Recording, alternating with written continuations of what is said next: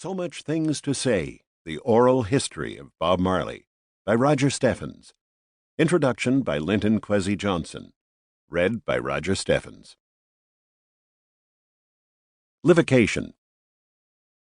To the ineffable C.C. Smith, co-founder of The Beat magazine, devoted friend and partner, without whose efforts on my behalf this book would never have existed, and to my beloved wife Mary and our children Kate and Devon, whose constant support and tolerant overstanding are a gift from Jah.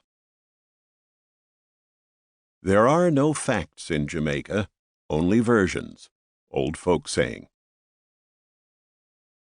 Introduction. The People Speak, by Linton Kwesi Johnson. In an essay I wrote on the lyrics of Bob Marley's Exodus, voted Album of the 20th Century by Time magazine, I said of his lyrical genius that it was based on his ability to translate the personal into the political, the private into the public, the particular into the universal. Genius, it can be argued, is not merely an exceptional personal attribute, it is historical in the sense that it becomes manifest when there is a conjunction of the biographical and the historical.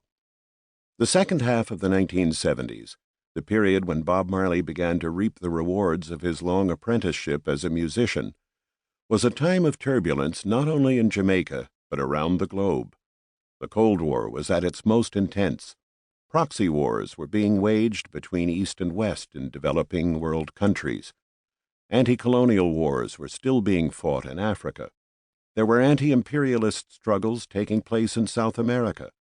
Jamaica was on the brink of all-out civil war, as the opposition, aided and abetted by the CIA, sought to wrest power from Michael Manley's democratic socialist government.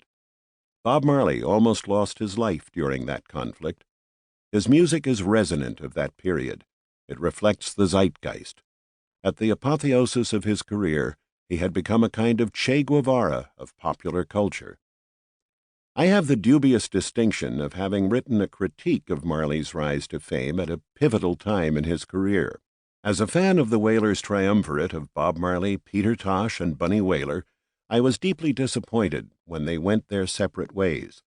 Then, on top of that, Marley was being hailed in the rock music press as the new King of Rock, following the release of his first solo album, Natty Dread.